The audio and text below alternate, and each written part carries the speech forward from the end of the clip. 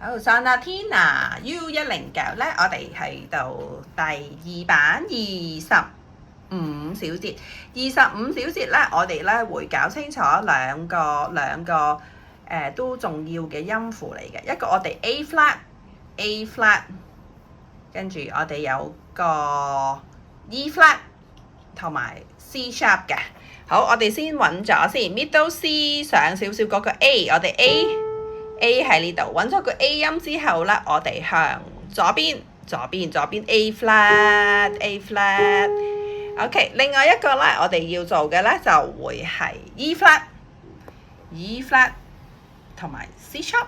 好 ，E flat 同 C sharp 咧，同學仔揾咗兩個黑鍵，係啦 ，middle C 會喺呢度 ，C sharp 上咗去。